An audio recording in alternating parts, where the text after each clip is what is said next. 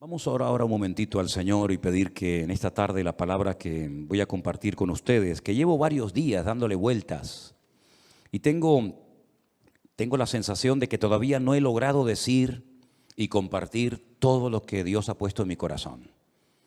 A veces dicen, un secreto profesional, que el día más triste o más bonito para un pastor no es el domingo, sino el lunes. Porque el lunes es cuando piensas en la gente que faltó, la gente que tal vez no vino al culto, cómo salió el mensaje, si dijiste todo lo que tenías que decir o se te olvidaron muchas cosas. Gracias al Señor, para mí los días lunes son días de bendición y días de victoria, ¿verdad? Como cualquier otro. Pero a veces he tenido la sensación cuando llego a casa, sobre todo el domingo, ya el lunes ya me olvido, ya pienso ya en otras cosas, ¿no? Que no dije todo lo que tenía que decir, ni fui capaz de compartir todo lo que yo a nivel personal, en mi estudio de la palabra cada día, saqué de esta porción o de cualquier otra, ¿no? Pero vamos a orar juntos, si les parece, hermanos, para pedirle al Señor que en esta tarde, este hermoso salmo del cual voy a estar hablando, toque nuestros corazones y podamos aprender todo lo que tenemos que aprender en el día de hoy. ¿Les parece, hermanos? Vamos a orar.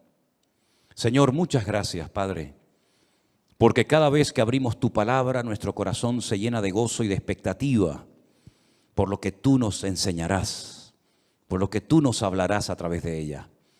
Te pido, Señor, que el estudio, la exposición de este hermoso salmo sea de bendición para todos los que vamos a oírlo y podamos aprender e interiorizar todo lo aprendido en el día de hoy.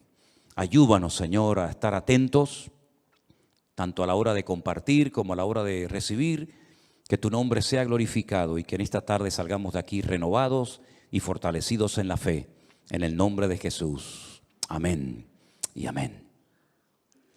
Me gustaría primeramente ponerles en la pantalla, en las pantallas de la iglesia, un gráfico donde hemos hecho un pequeño resumen de los 150 salmos que tenemos hoy por hoy en nuestras Biblias. Realmente el libro de los salmos no es un libro, son 5 libros. Y esos 5 libros se llaman en su idioma original Teilín. Y yo ya he dicho muchas veces que todo lo que termina en in es masculino plural.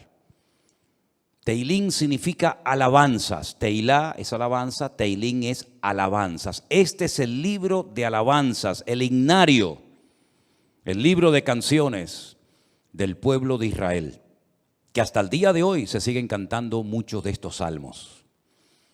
Por eso es muy hermoso leerlos a menudo y memorizarlos y enseñarlos a nuestros hijos, enseñarlos a los que nos rodean, porque traen mucha bendición a nuestra vida. Hay salmos para todos los gustos.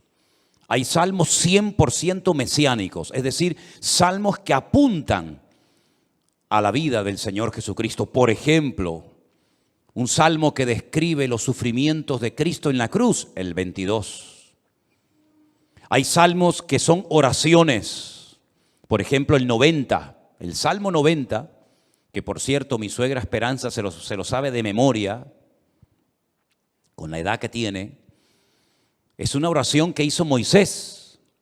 Y esa oración de Moisés la tenemos en la Biblia, ¿verdad? Señor, tú has sido nuestro refugio de generación en generación, antes que los montes nacieran y fueran formados la tierra, ¿verdad? Ese es el Salmo 90. Tenemos el más extenso, el capítulo más extenso de la Biblia, el 119, el que todos ustedes ya saben de memoria, ¿verdad?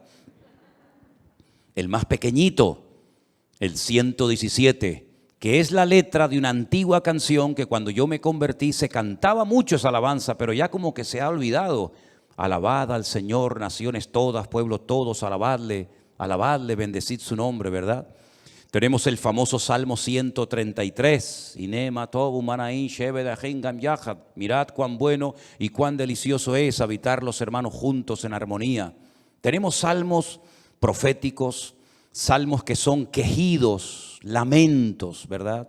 Tenemos la oración de los ancianos, la petición, el salmo de los ancianos, el salmo de las personas que ya han pasado a otra etapa de la vida. Es un salmo precioso también. Pero todos esos salmos se fueron recopilando a lo largo de la historia en diferentes periodos. Y ahí les he puesto un gráfico en las pantallas de la iglesia para que ustedes vean el proceso que experimentaron los salmos hasta poder recopilar los 150 y tenerlos en nuestras Biblias.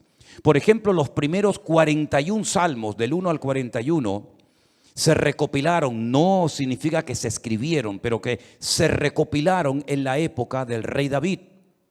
Porque hay algunos de esos salmos que son antes de la época del rey David. Por ejemplo, el que les cité a continuación, el 90, que es de la época de Moisés. Pero esos 41 primeros salmos se recopilaron, se reunieron y posteriormente se añadieron al libro de los salmos en la época del rey David. Otros salmos, por ejemplo, del 42 al 72 y del 73 al 89, se recopilaron en los tiempos de esos dos grandes reyes de Judá, los reyes del sur. Estos dos reyes fueron extraordinarios, Ezequías y Josías. Ezequías fue aquel rey que decidió meter el agua por debajo de Jerusalén para que si fuera sitiada, si los enemigos atacaban Jerusalén, no les cortaran el suministro de agua y se murieran de sed, esperando fuera los enemigos que Israel se rindiera. Todavía ese túnel subterráneo, esos túneles, mejor dicho, porque son varios, que llevan el agua por debajo de Jerusalén, todavía hoy en día se pueden visitar. Son los túneles que conectan la antigua ciudad de Jerusalén con el famoso estanque de Siloé. Y uno de ellos todavía recoge agua de lluvia y se puede pasar por él, incluso mojándose, el otro no. Y el rey Josías fue un rey muy utilizado, un hombre, un instrumento tremendo en las manos del Señor. Fue aquel rey que cuando le dijeron hemos descubierto el libro de la Torá, el libro de la ley en el templo que estaba abandonado, hace una serie de reformas extraordinarias que hacía muchísimo tiempo que Israel las necesitaba. Luego tenemos, por ejemplo, del Salmo 90 al Salmo 106 y también del 107 al último, al 150, tenemos esos salmos que se recopilaron en el tiempo de Esdras, el sacerdote, y de Nehemías, aquel copero, ¿se acuerdan? Que vivían en el palacio del rey y que es el instrumento que Dios utiliza para la restauración física, la restauración de los muros y también del templo de Jerusalén. Y Esdras fue el instrumento para la restauración espiritual del pueblo. Porque una cosa es que tú seas restaurado en tu economía, en lo natural, sea economía, sea salud, sea familia, que está bien, Dios también está interesado en restaurar esas áreas de tu vida. Y otra cosa muy distinta es la restauración espiritual de una vida. Tú puedes ser restaurado, digamos, en tu economía, pero no significa de que hayas sido restaurado en lo espiritual. Y si quieren ver un ejemplo claro de lo que estoy diciendo, vayan, por ejemplo, al famoso libro de Ezequiel, en el capítulo 37, cuando el Señor le dice a Ezequiel, ven que te voy a enseñar algo, y lo lleva al cementerio más antiguo del mundo, que está al este de Jerusalén, en el Monte de los Olivos, cementerio que tiene más de 3000 años, que se puede visitar hoy en día, que se conoce, bueno, el nombre que le dan los judíos hoy en día es el Bet Hayim, que es la casa de los vivos, pero realmente era el valle de los huesos secos, porque es un valle lleno de huesos, un valle lleno de muertos. Y el Señor, estando él en Babilonia, le muestra ese valle, ese cementerio, y le dicen, ¿tú crees que estos huesos vivirán? ¿Tú crees que volverán a la vida estos huesos secos en gran manera, que en algunos casos hay años y años que están ahí enterrados? Y el profeta Ezequiel le dice al Señor, yo no sé, Señor, lo que va a pasar con estos huesos, con estos muertos. Y el Señor le dice, predícales, profetízales a los huesos. Y dice que mientras les predicaba, comenzaron a levantarse esos huesos y se formaron cuerpos humanos, seres humanos, con piel, con tendones, con miembros, con cuerpos. Pero dice que eran como muertos vivientes, les faltaba el espíritu. No se movían, estaban ahí quietos como zombies. Y el Señor les dice, les falta el espíritu, profetiza, habla para que el espíritu entre en ellos. Y al final del capítulo 37, el Señor le explica al profeta Ezequiel lo que significa esa visión y le dice, esta es la casa de Israel. Estos son los hijos de Israel, que van a experimentar un resurgir como pueblo, como nación, una restauración nacional, que en los tiempos de Ezequiel, era impensable, pero que nosotros sabemos que se ha producido en el siglo XX, en mayo de 1948, los huesos secos, esparcidos por todas las naciones de la tierra, se levantaron en un solo día como pueblo, y ahí están, con su himno, con su bandera, con su tierra, con su capital. Pero la restauración espiritual aún no se ha producido. Todavía falta la restauración más importante del pueblo de Israel, y es la restauración espiritual que se va a producir cuando ellos reconozcan a Yeshua HaMashiach como el verdadero Mesías, Mesías que traspasaron, Mesías que rechazaron, pero que verán algún día que era el verdadero Mesías. En los Salmos encontramos mucha información acerca de la restauración nacional y espiritual del pueblo de Israel. Encontramos que dicha restauración se llevaría a cabo a través de la obra de Cristo, del Hijo de Dios humanado y encarnado, que habitaría entre los seres humanos como un ser humano más. En los Salmos también encontramos al principio mucha información acerca del tipo de salmo que vamos a leer. Por ejemplo, hay salmos que en la parte de arriba pone Mictán. ¿Lo habéis visto alguna vez? Mictán. Y uno dice, ¿y eso qué significa? Mictán es una enseñanza profunda. Un salmo que ponga arriba como título Mictán es una enseñanza a tener en cuenta. Es una sabiduría expuesta por escrito para que el que la lea, el que la reciba, el que la cante, sepa que está cantando verdades muy profundas que nacen del corazón de Dios. Hay salmos que, por ejemplo, pone Salmo de Segilot, y significa que es un salmo que se tenía que tocar con instrumentos de cuerda, porque no todos los salmos se tocaban con instrumentos de cuerda, había otros que eran de percusión y otros de viento. Hay salmos que pone, por ejemplo, Shir LaMa'alot, salmo cántico de las subidas, que eran los salmos que cantaban los peregrinos cuando subían a Jerusalén 3 veces al año a celebrar la fiesta de la Pascua, la fiesta de los tabernáculos, que era la última, y en medio la fiesta de Pentecostés o la fiesta de Shavuot, las semanas. Y también algunos creen que había escalones en el templo de Jerusalén donde se ponía el coro, y esos salmos de las subidas desde allí los cantaban. Pero en este salmo, si ustedes lo pudieran ver en hebreo, al principio pone Mitzmor, y la palabra Mitzmor significa que es un salmo que hay que cantarlo. Nosotros como cristianos no tenemos esa costumbre, lamentablemente, porque el salmo nos indica que este salmo habría que cantarlo desde el versículo 1 hasta el último versículo, hasta el versículo 5. Nosotros lo hemos leído, pero realmente es un salmo que, según las instrucciones que Dios nos da, tendríamos que haberlo cantado. Y es la mejor manera de aprender capítulos enteros de memoria de la Biblia, poniéndole música. Y es la mejor forma de aprender, ya digo, capítulos y capítulos enteros de la Biblia. Ahora, el Salmo 127, que es el que se leía en esta tarde, si ustedes buscan su Biblia, empieza diciendo que si el Señor, el Eterno, Jehová, como dice la versión Reina Valera, no edifica la casa, en vano trabajan los que la edifican.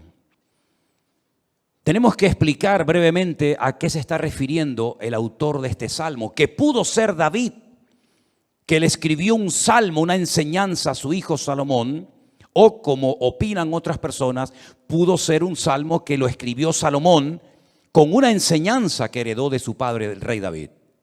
Sea como sea, la declaración que hace el versículo 1 es muy interesante.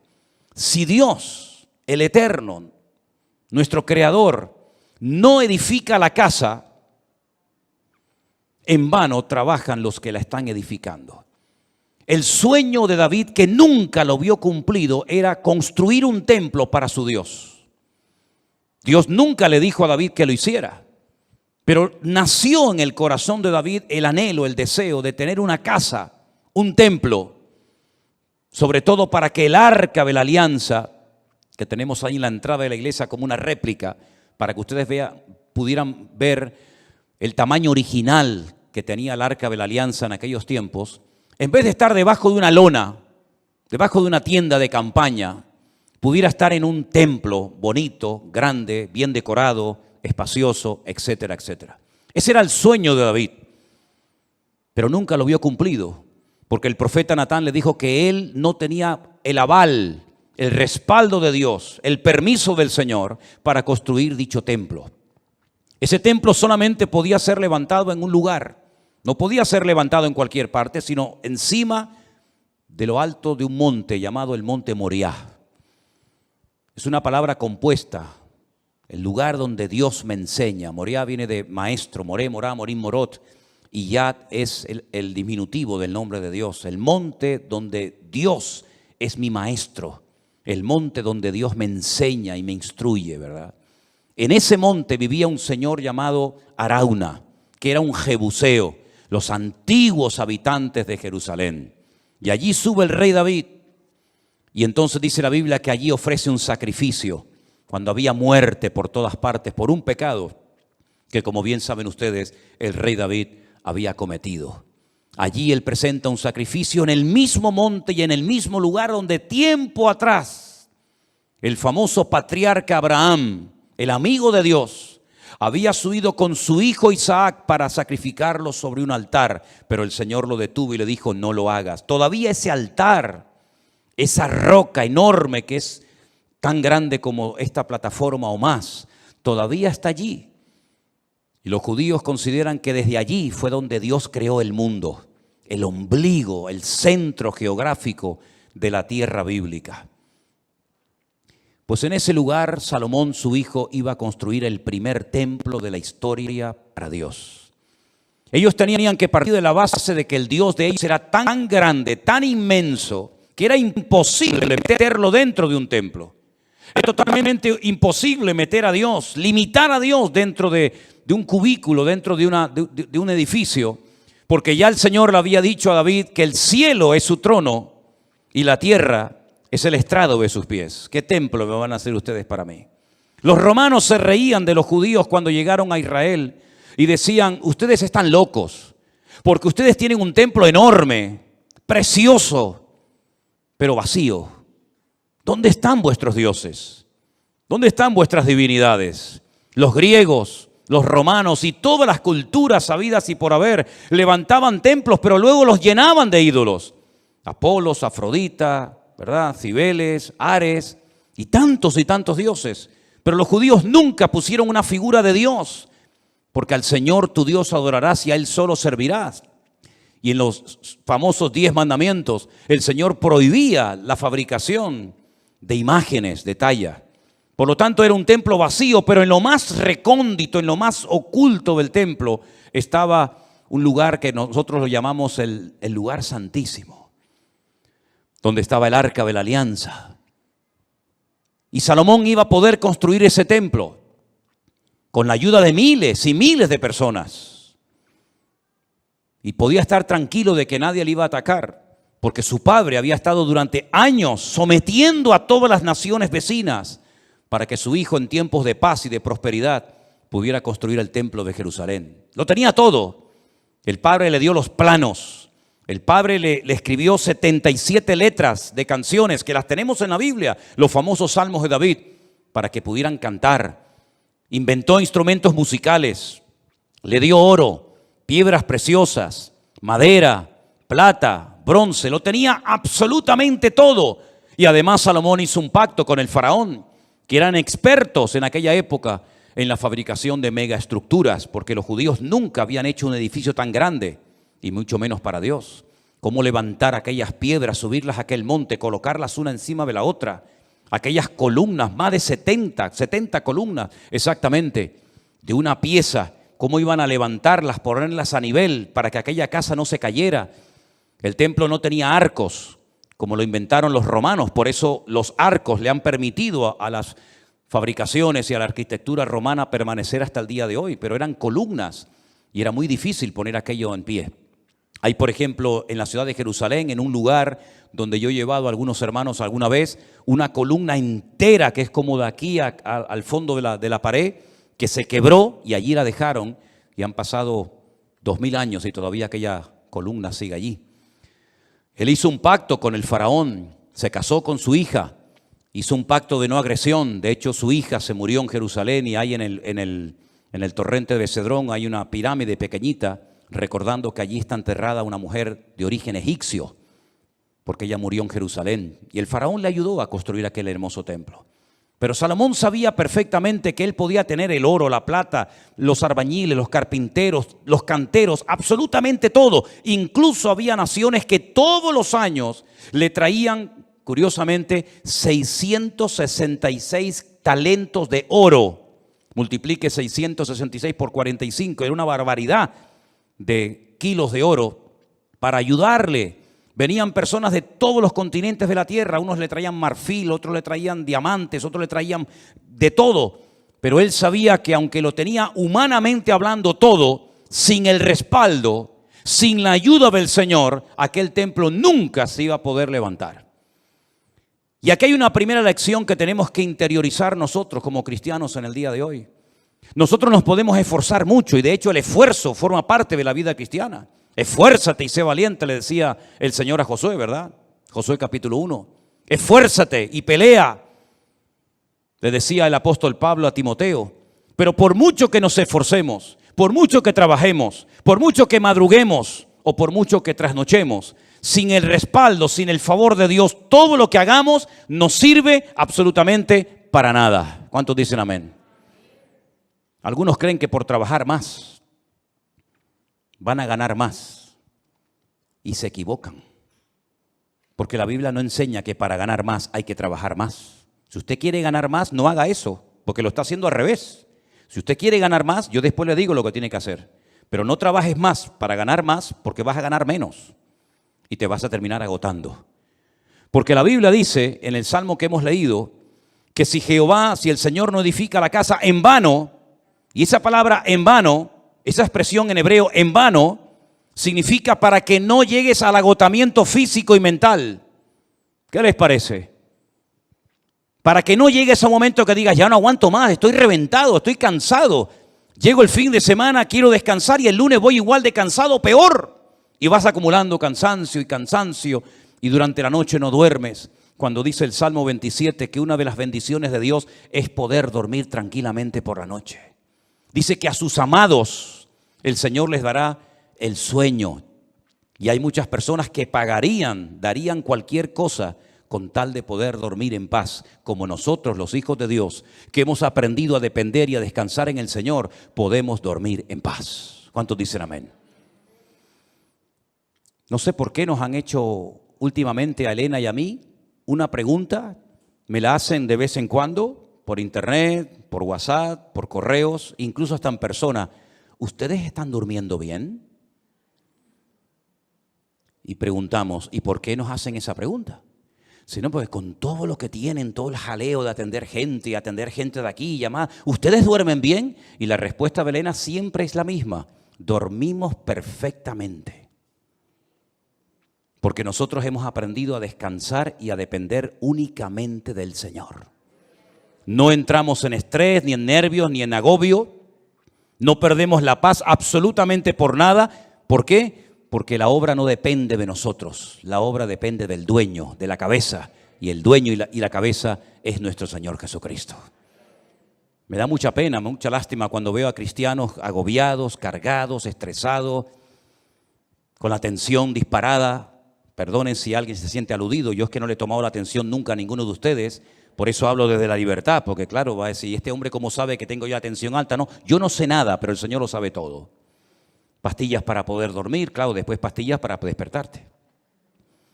Agobiado, estresado, que no llego a fin de mes, que no pago el colegio de los niños, que los libros, que esto, que lo otro. Y yo he cumplido recientemente 60 años. No me da ninguna vergüenza decirlo, al contrario, estamos orgullosísimos de los 60 años que tenemos. Y de esos 60 años, que parecen mucho, pero a la hora de la verdad no son tantos, de esos 60 años, 40 los he dedicado a servir única y exclusivamente al Señor. Es decir, no me he dedicado en otra cosa los últimos 40 años de mi vida más que a servir al Señor. Con iglesias pequeñas, con iglesias grandes, con escasez, con abundancia, con mucha gente, con poca gente o con ninguna gente.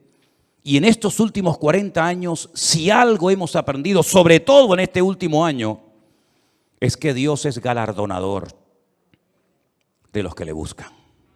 Y cuando más difícil estaba todo, y cuando humanamente hablando era imposible que esto siguiera adelante, el Señor sin manos nos dio una cachetada de amor, mostrándonos y enseñándonos que Él es el que edifica su casa y su obra, y no nosotros.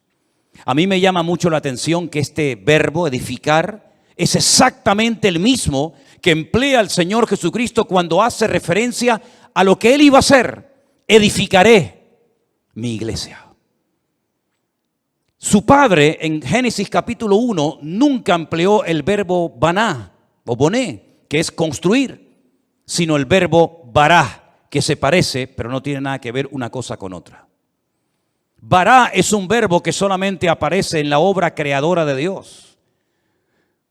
Cuando dice la Biblia que en el principio creó, ese verbo creó es bará y significa crear de la nada. Este púlpito está hecho de un material llamado metacrilato. Lo mandamos a hacer hace 20 años. El que lo hizo, porque este no se ha perdido ningún culto desde que estamos aquí, Este ha estado todos los cultos, todas las reuniones de jóvenes, todos los cultos de jueves, todos los cultos de domingo. Este que está aquí, o esto que está aquí, ha estado siempre aquí. Pero el que lo hizo, no lo creó, lo hizo utilizando una materia prima, metacrilato. Y el púlpito que tenemos en la iglesia del Puerto de la Cruz es de madera. Y alguien lo hizo, no lo creó, utilizando la materia prima de la madera. Pero el verbo bará en Génesis capítulo 1 es crear de la nada. ¿Y cómo Dios creó sin utilizar materia prima? Sin utilizar tierra, sin utilizar piedra, sin utilizar madera, con el poder de su palabra. Dijo Dios, sea la luz, y fue la luz. Y dijo Dios, y todo lo que Dios decía se materializaba por el poder de su palabra. Pero curiosamente el Hijo, cuando viene a este mundo hace 2000 años, Él no dijo, crearé mi iglesia de la nada. No dijo eso, sino dijo, edificaré. Y si juntamos, y tenéis memoria para recordar esto, el Salmo 127 dice Salomón, si Dios no edifica esta casa, en vano estamos trabajando nosotros aquí. Estamos perdiendo el tiempo, nos estamos desgastando, vamos a llegar a la extenuación, al agotamiento, si Dios no respalda esta obra. Porque Él sabía que esa obra no dependía de sus obreros, de su sabiduría, que era mucha y la tenía, de su dinero, que era mucho y lo tenía. Él sabía que aquella casa no era una casa particular, no era una sinagoga, no era un colegio, era la casa de Dios. Y la casa de Dios solamente se podía utilizar esa palabra, esa expresión para hacer referencia al templo. Yo sé que hay gente que dice, hermanos, bienvenidos a la casa de Dios. Está mal dicho eso, porque esto no es la casa de Dios. Esto es un local donde se reúne la iglesia, pero esto no es la casa de Dios. Dios no vive aquí. Si esto fuera la casa de Dios, yo no me voy de aquí ni a palos. ¿Cómo me voy a ir de aquí si mi Dios vive aquí? ¿A dónde me voy a ir? Nos tendríamos que venir a vivir aquí. Pero esta no es la casa de Dios. Pero en aquellos tiempos, cuando Salomón dice, si Jehová no edificare la casa, ¿a qué casa se refería? A la casa de Dios. Él sabía que esa casa no iba a poderse terminar si no tenía el respaldo de Dios. Por eso el Señor Jesucristo pudo decir, yo edificaré mi iglesia. Porque Él dijo, todo lo que hago y todo lo que digo, lo hago porque mi Padre me da autorización y me apoya para hacer y decir lo que hago. Por eso la iglesia ha permanecido en estos últimos 2000 años con persecuciones, con todo tipo de regímenes políticos, con falsas doctrinas, con divisiones, etcétera, etcétera. ¿Por qué? Porque el que la está fabricando no es el hombre, el que la está construyendo es el Señor Jesucristo. Y nosotros somos piedras vivas en ese edificio, pero la piedra angular, la que soporta todo el peso, es nuestro Señor Jesucristo. La piedra que desecharon los edificadores ha venido a ser la cabeza del ángulo. Bendito sea Dios. Piná, Rosh Piná. Eso es, Rosh Piná. Hay un pueblo en Israel muy bonito que se llama Rosh Piná, que significa la cabeza del ángulo. Pero este salmo, ¿sabes? Te da una calma, te da una paz impresionante, porque no tienes que estar dependiendo de tu esfuerzo personal. sino del respaldo de Dios. Y yo le hacía esta mañana a los hermanos del Puerto de la Cruz 2 preguntas que se las voy a hacer ahora a ustedes. ¿Dios está respaldando lo que estás haciendo? Piensa bien, ¿eh? Todos no vamos a ser pastores, todos no van a ser predicadores, evidentemente. Pero todos y cada uno de ustedes, de nosotros, nos dedicaremos en la vida a algo. Pero mi pregunta es, a eso a lo que hoy por hoy te estás dedicando, ¿tú notas en tu vida el favor de Dios? ¿El respaldo de Dios? Si la respuesta es sí, yo siento que en mi profesión, en mi carrera, en mis estudios, en mi trabajo, yo siento y noto que el respaldo, que la bendición de Dios está conmigo. Gloria a Dios, no sabes cuánto me alegro, hermano. Pero si la respuesta es no, entonces ¿por qué lo estás haciendo? Si sabes que Dios no te ha mandado a hacer lo que estás haciendo, ¿cómo te atreves a hacerlo? Porque la segunda pregunta que les iba a hacer es, ¿por qué estás haciendo lo que estás haciendo? ¿Para ganar un sueldo? Es decir, ¿tú sabes que no estás haciendo lo que Dios quiere? Esa no es la voluntad perfecta de Dios para tu vida, pero igualmente lo haces porque a final de mes un señor te pone un sobre con un dinero para poder cubrir tus necesidades. Así es como tú te has montado tu vida cristiana. ¿Te ves haciendo lo que estás haciendo tus próximos 10 años, 20 años de tu vida? ¿Ese es el futuro de tu vida? ¿Dedicarte a lo que estás haciendo? Si es la voluntad de Dios, gloria a Dios, siga adelante. Pero como la vida es tan corta y cuando te des cuenta pasó, ¿cómo hay creyentes que se han dedicado toda la vida a hacer lo que saben que no era la voluntad de Dios perfecta para ellos, pero al fin y al cabo lo hacían para al final de mes recibir un sobrecito con un hueso que te daba un señor que le sobraba de todo, que a veces no te pagaba lo que tú merecías por haber trabajado tanto, pero dependías de él hasta para poder poner un poco de gasolina a tu coche o comprar una compra, hacer una compra en un supermercado? Para eso murió el Hijo de Dios en una cruz, para que viviéramos como la gente del mundo, sin marcar una diferencia y sin demostrarle al mundo que Dios nos enseñó a nosotros en su palabra un estilo de vida diferente. Yo te voy a confesar algo que probablemente es la primera vez en mi vida que voy a decir en público. Yo no sé si en algún momento, en alguna iglesia, en alguna predicación, desde los 19 años que estoy sirviendo al Señor, yo he dicho alguna vez esto que voy a decir ahora. Esto sería como dicen en televisión, esto es una primicia.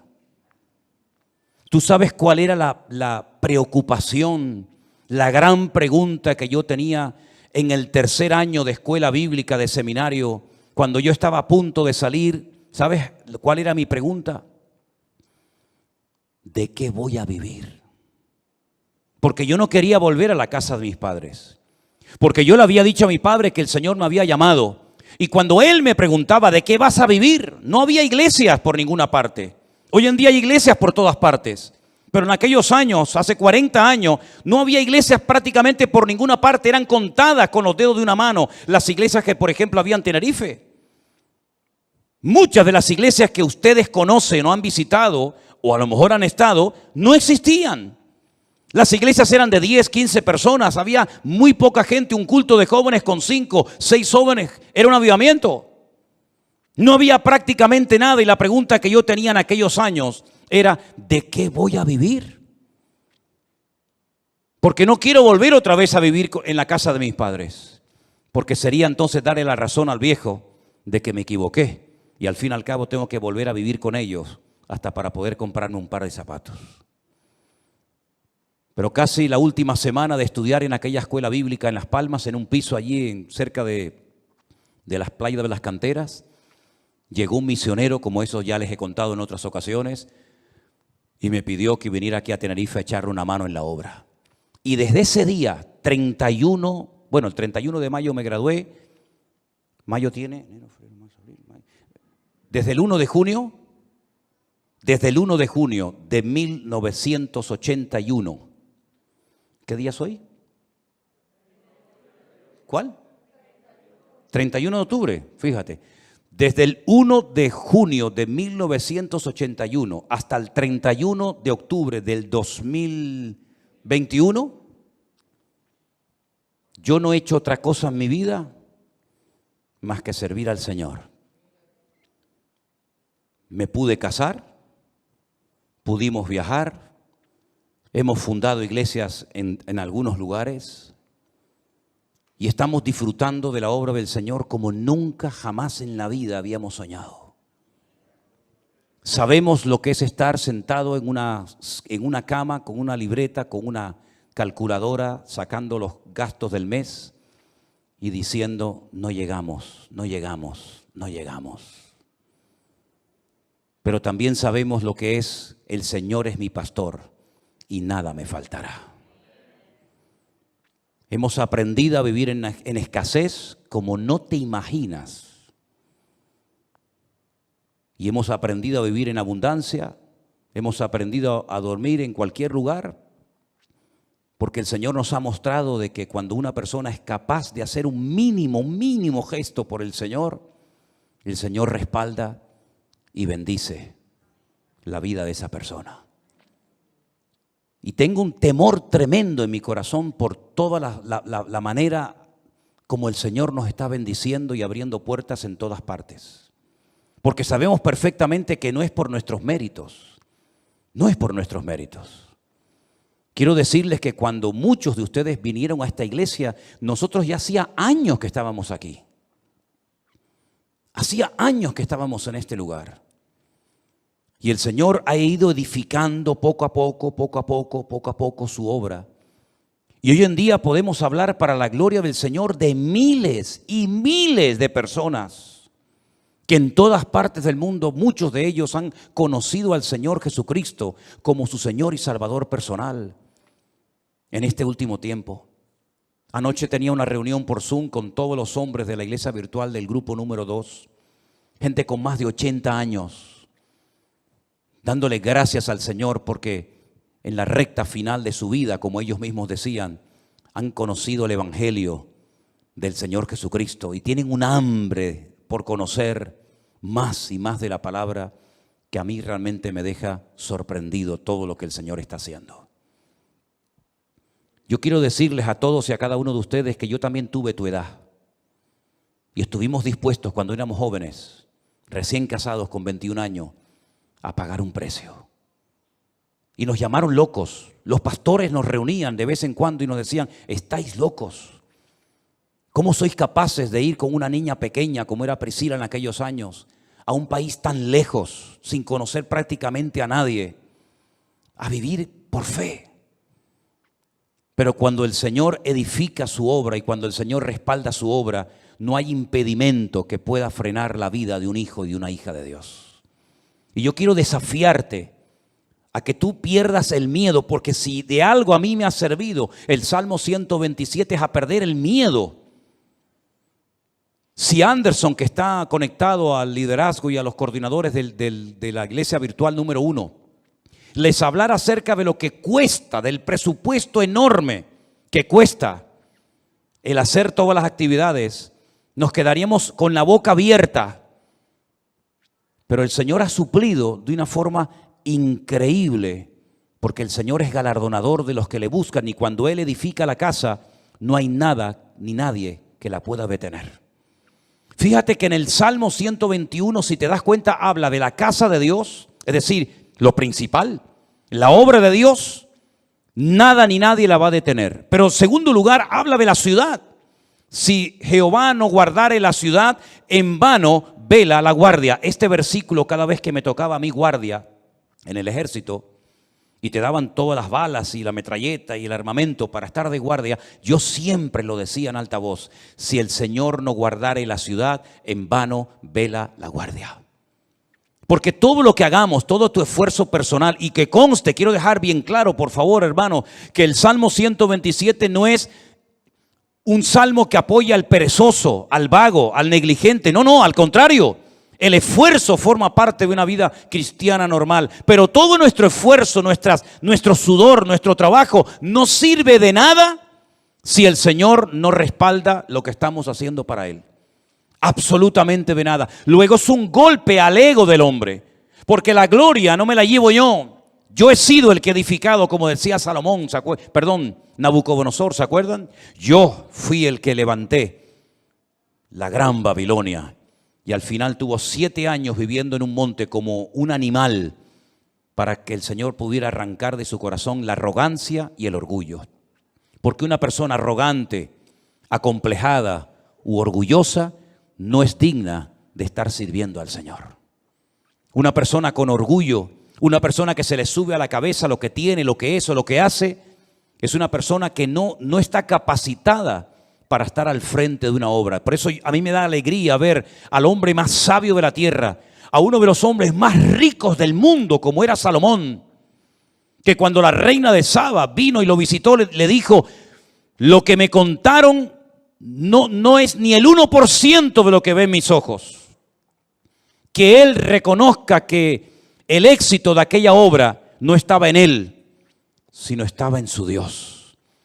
Y nosotros tenemos que aprender hoy más que nunca, que tenemos que aprender a depender de Dios. Y eso hay que enseñárselo a nuestros hijos y hay que enseñárselo a los jóvenes de la iglesia, para que nos demos cuenta de que en estos tiempos donde la economía está en crisis y donde el mundo irá, según la Biblia, de mal en peor, nosotros estemos preparados y sepamos adaptarnos a las circunstancias y no perder la paz ni el equilibrio, porque el Señor es nuestro Dios y estará con nosotros todos los días hasta el fin del mundo. Madrugar y trasnochar sin el respaldo de Dios no sirve absolutamente para nada. El Salmo 127 es un salmo donde el Señor nos muestra que cuando dependemos de Él podemos estar tranquilos. Y mire lo que dice: por demás es que os levantéis de madrugada y vayáis tarde a reposar, por demás, y que comáis pan de dolores, pues que a su amado dará Dios el sueño. Y ahora yo te pregunto a ti, ¿y ustedes cómo duermen? ¿Dormiste bien anoche? ¿O estabas dando vueltas y vueltas y vueltas en tu cama sin poder conciliar el sueño? Una de las señales de que nuestra alma está alineada con Dios es que nuestro cuerpo y nuestra mente puede descansar tranquilamente durante la noche. Una mente atormentada sin la paz de Cristo, sin tener esa comunión con el Señor, es imposible que tu cerebro pueda descansar durante la noche y dormir tranquilo sabiendo en quién has confiado. Fíjate lo inútil que es rodearse de cosas o de personas para que te protejan y para que te ayuden cuando no está el Señor controlando tu vida, tu economía, tu matrimonio, tu ministerio, tu iglesia, etcétera, etcétera. Por mucha gente que te rodee, por muchos amigos que tengas, por mucha economía que tengas, no sirve absolutamente de nada. Y te voy a poner un ejemplo tremendamente gráfico para que veas lo inútil que es rodearse de personas creyendo y confiando en ellos en vez de confiar y descansar en las promesas del Señor. ¿Os acordáis de Saúl? ¿Sabéis quién era Saúl? Sí, ¿verdad? El primer rey de Israel. Estaba obsesionado con matar al rey David o con el joven David. El rey en aquella época dormía en el centro del campamento. Se hacían círculos concéntricos de soldados alrededor del rey, de tal manera que si saltabas uno de esos círculos de protección, automáticamente en el segundo caías. Es como en las cárceles. ¿Veis que hay como un muro alambrado que si logras saltarlo, te encuentras a continuación otro y te quedas entre muro y muro, ¿verdad? En muchos bancos en la península, aquí en Canarias no se ve, pero en muchos bancos en la península tocas un timbre, te abren una puerta, entras, se cierra detrás de ti y la otra no se abre hasta que se cierre la anterior, para que así te quedes entre una y otra. El rey Saúl dormía rodeado de centenares de soldados y de su guardia personal en el centro del campamento.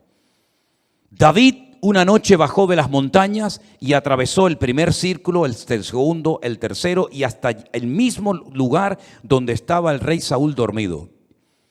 Cogió la lanza del rey Saúl, subió a lo alto de una montaña y cuando estaba lejos comenzó a gritar: Abner, Abner, ¿qué haces?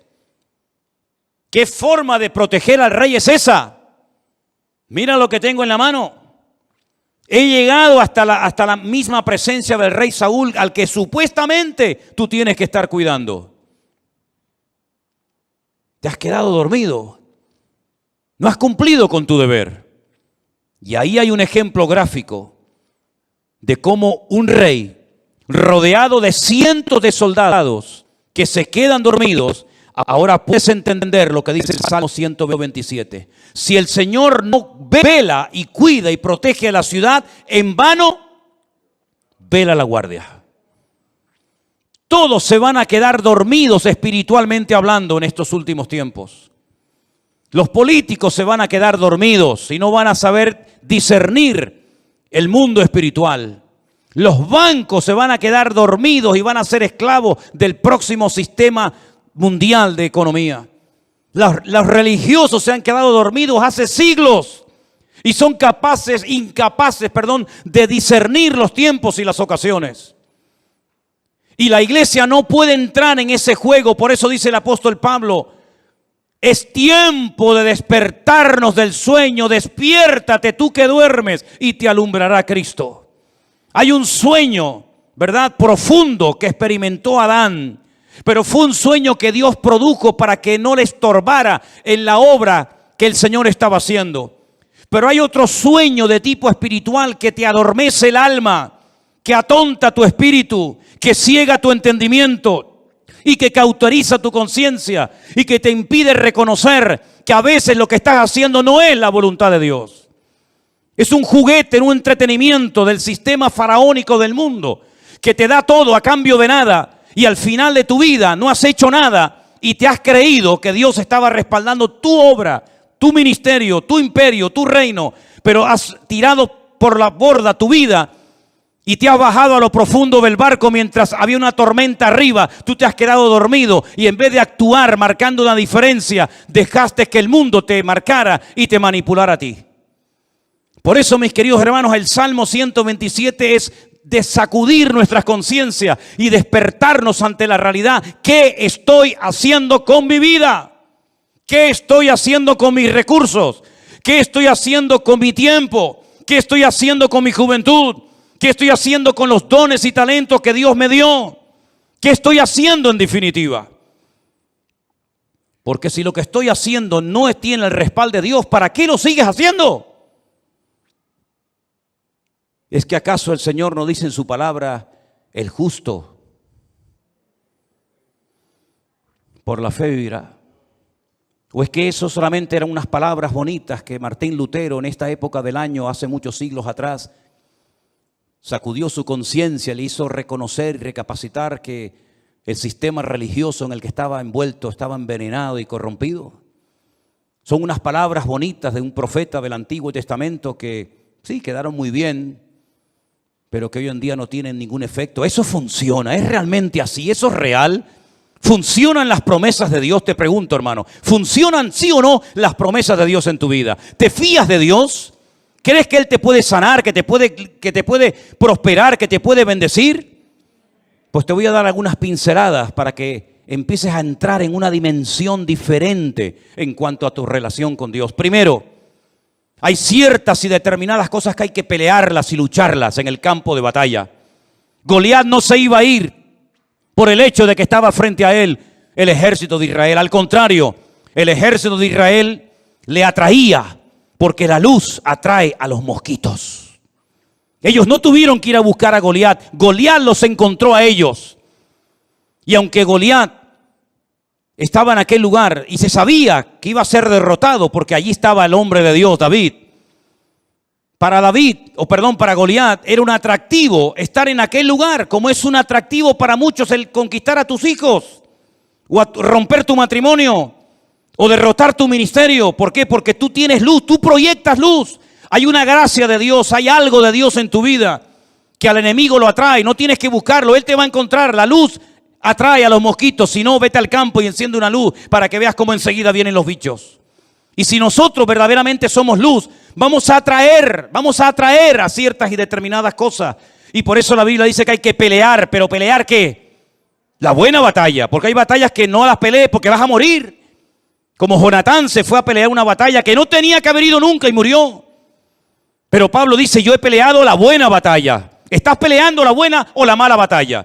Porque la buena te dará la corona de vida, la recompensa del Eterno.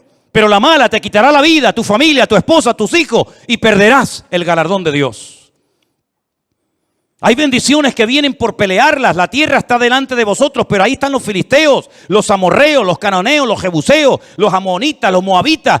Ir y pelear contra ellos. Y tuvieron que pelear y jugarse la vida y derramar sangre y tener heridas y cicatrices en el cuerpo para conquistar la tierra. Porque hay ciertas y determinadas bendiciones, claro, tú tienes que saber cuáles, que tienes que conseguirlas peleando la buena batalla en el nombre del Señor. Pero hay otros milagros que no vienen por pelear, sino simplemente por decir gracias por esta situación que estoy atravesando en mi vida. Cuidado, no solamente es una palabra mágica, gracias y ya viene el milagro, no. Es una actitud, es una edificación interior de tu alma producida por la obra del Espíritu Santo en ti. Y cuando tu corazón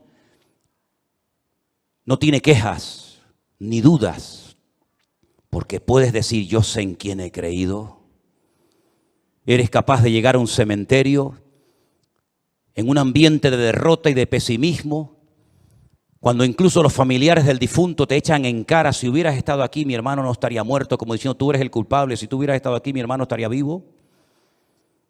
Y cuando te ponen todo tipo de impedimentos y de trabas diciendo no, deja las cosas como están, porque si movemos la piedra va a salir un olor terrible, hace 4 días que ese hombre está ahí enterrado y esto va a ser terrible. Cuando tú tienes un corazón moldeado por la mano del eterno Dios, tú eres capaz de ante la muerte decir, Padre, yo te doy gracias porque sé que tú siempre me oyes. Y se produjo un milagro sin ayuno, sin oración, sin reprender demonios, sin gritos, sin show ni espectáculos, sino simplemente con una expresión de gratitud y de dependencia del Padre. Yo sé que tú siempre me oyes, Lázaro, sal fuera. Y se produjo un milagro tremendo, uno de los milagros más espectaculares de Cristo, simplemente por expresar gratitud en medio de la muerte y del dolor. Y el segundo gran milagro de Cristo, un milagro que consistió en multiplicar cosas. En este caso no fue transformar elementos como agua o vino, sino crear cosas, multiplicar panes y peces de una forma incontable, en pleno desierto, donde no había recursos materiales para poder cubrir la necesidad de tantas miles y miles de personas. Cuando sus propios discípulos, y tendrás esta experiencia en tu vida, te lo aseguro, hermanos que te llegarán y te van a decir, pero con ese sueldo ¿a dónde vas? Y con ese cochecito ¿qué haces? Y con esa motito ¿qué haces? Y tus propios hermanos te tratarán de limitarte lo que tienes, como diciendo, pero lo que tienes no vale para nada. Cuando incluso uno se le acercó al Señor y le dijo, ni 300 denarios que tuviéramos, que no los tenemos por cierto, pero si los tuviéramos, tampoco servirían para dar de comer a estas multitudes. El Señor toma lo poco y le enseña a los discípulos que en el peor momento de sus vidas, cuando acaban de recibir la orden, el desafío de darles vosotros de comer, aprendan a atender a la gente. Pero si no tenemos ni para nosotros. Sí, pero es que hay un principio. Cuando te descentralizas de ti mismo y te centras en Dios y en los demás, el aceite nunca faltará. Nunca faltará. Así que dadles vosotros de comer y yo os voy a enseñar cómo se les da a la gente hambrienta de comer. ¿Qué hay por ahí? Unos cuantos panes y peces, los cogió, los bendijo y dio gracias. Y dando gracias, comenzó a partirlo y le dijo, comenzar a repartir, comenzar a repartir, comenzar a repartir, y hasta llegaron a sobrar cestas enormes llenas de pedazos de la comida que el Señor había multiplicado. Hay milagros que vienen por pelear, hay bendiciones que vienen por pelear y jugarte la vida y hasta la extenuación si hace falta. Pero hay otros milagros que vienen cuando te relajas y dices ya no puedo más. Pero te voy a dar gracias por mi hijo, por mi enfermedad, por mi escasez.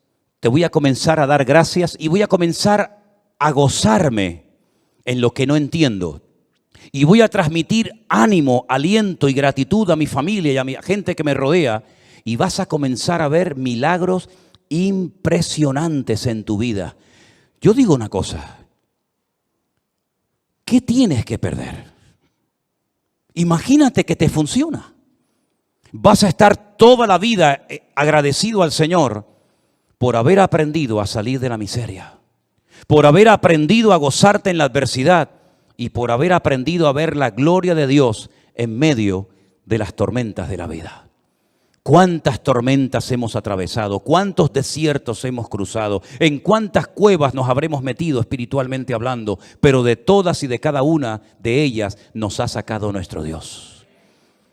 Y la situación en la que te encuentras ahora mismo, repito, la situación en la que te encuentras ahora mismo, y yo no me estoy dirigiendo a nadie, y lo quiero dejar bien claro, porque yo no necesito un micrófono para hablarte a ti, o a ti, o a ti hermanita, o a ti hermano. Yo no necesito, jamás necesito de un micrófono para sentarme y decirle a usted, ven para acá. Yo le estoy predicando a toda la iglesia, pero creo que en este momento el Señor me está utilizando para decirte esto. La situación en la que te encuentras ahora mismo en tu matrimonio, en tu economía o en cualquier otra área de tu vida, Dios la ha permitido. Porque lo que tienes que aprender no lo vas a aprender riendo ni saltando, sino llorando y sufriendo. Porque lo que se aprende llorando no se olvida nunca. Lo que se aprende en el dolor y en el sufrimiento no se olvida jamás en la vida. Por eso hay dolores que son una bendición. Y por eso el Señor ha permitido que todos y cada uno de nosotros, con sus respectivas circunstancias, hayamos llegado a un punto en nuestra vida, con la edad que tienes, con la familia que tienes, con los hijos que tienes o no tienes, para que aquí le preguntes hoy al Señor, Señor, cuento con tu favor cuando mañana vaya a la calle a buscarme la vida en mi trabajo. Si eso es lo que Dios tiene planeado para ti, adelante, hermano, sal como un león, no como una gallina. Sal como un león, contento, triunfante. Sal de tu Getsemaní con el corazón recién quebrantado y roto. Pero sal de tu Getsemaní diciendo, el Señor está conmigo como poderoso gigante. Pero no se te ocurra salir de tu desierto. No se te ocurra salir de tu Getsemaní sin la bendición y el respaldo de Dios. Porque entonces habrás perdido tiempo, habrás perdido recursos y no habrás conseguido absolutamente nada. Déjate de lloriquear y pórtate como un hombre. Déjate de lloriqueos absurdos y ridículos y de levantar pena y compasión. Lo que tienes que meterte es en tu huerto de Getsemaní y aprender a derramar tu alma delante del Señor. Y no se te ocurra salir de ahí hasta que le hayas dicho, no se haga mi voluntad, sino la tuya. Porque hasta ahora lo que hemos querido es que se hiciera nuestra voluntad. Pero Dios el año pasado nos paró los pies a todos y nos dijo, a partir de ahora, lo que se va a hacer en mi casa y en mi iglesia es mi voluntad. Porque lo que yo quiero edificar, lo quiero edificar a mi manera, con mi estilo, con mi forma, y no con la forma y el estilo que me marcan ustedes. Vamos a dejarnos moldear, vamos a dejarnos tratar, vamos a dejarnos edificar por el Señor. Porque si el Señor nos respalda y nos apoya, seremos la gente más feliz y dichosa del mundo. Pero si el Señor en lo que hagas no te respalda, serás la persona más desdichada de esta tierra. Pregúntate a ti mismo en esta tarde, ¿por qué estoy haciendo lo que hago? ¿Por qué digo lo que digo? ¿Por qué predico lo que predico? ¿Por qué hago lo que estoy haciendo? ¿No será que a veces hemos entrado en un sistema, en una rutina, en una mecánica y no nos paramos en silencio delante del Señor a preguntarle, Señor, ¿qué quieres hacer con mi vida? Si tú te atreves a hacerle esta pregunta sinceramente al Señor, te puedes llevar muchas sorpresas agradables. Pero tienes que ser valiente, porque este mensaje no va dirigido a cobardes. Los cobardes, este mensaje les da miedo. Los cobardes se enfadan, porque el enfado es la careta del cobarde. El enfado es el disfraz que utiliza la persona que en lo más profundo de su corazón tiene una inseguridad tremenda y no aprende a depender del Señor. Pero nosotros hoy estamos a cara descubierta ante la presencia de nuestro Dios y Él quiere hacer un milagro y un cambio en tu vida, pero deja que el Señor haga lo que quiera con tu vida. ¿Cuántos dicen amén? Cierra tus ojos ahí donde estás, mi querido hermano y hermana, y recuerda estas palabras, apréndetelas de memoria. Si el Señor no edifica mi casa, en vano es todo lo que hago. Si el Señor no cuida de mi vida, las alarmas, los seguros, el plan de jubilación, etcétera, etcétera, no sirven para nada. Porque el que trae seguridad y protección a mi casa no es lo que tengo, es lo que soy en Cristo Jesús, mi Señor.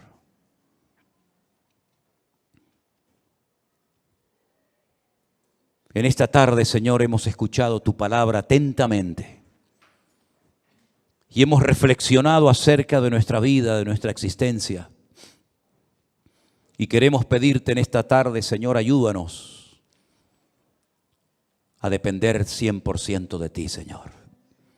No confiamos ni creemos en nuestra experiencia, ni en nuestra fe, ni en nada, sino solamente en ti. Y por eso yo te ruego, Señor, que en esta tarde este salmo sea una base, un fundamento sobre la cual comencemos a trabajar y a edificar nuestra vida de hoy en adelante. Señor, edifica tu iglesia como tú quieras. Guarda tu iglesia como tú solamente lo sabes hacer. Y cuida de la vida de nuestros hijos, porque son las flechas, son las saetas que tú nos has dado para demostrarle al mundo que nuestra fe no muere con nosotros, sino que se la hemos traspasado también a nuestros hijos, a nuestra descendencia, para que tu nombre sea conocido en todas las naciones de la tierra. Guárdanos, Señor, en esta semana. Úsanos como nunca antes lo habías hecho. Y renueva nuestras fuerzas y danos sabiduría y de tu gracia, para que podamos en el nombre de Jesús glorificarte en todo lo que hagamos y en todo lo que digamos, en el nombre de tu amado Hijo Jesús. Amén y amén. Nos ponemos de pie, queridos hermanos.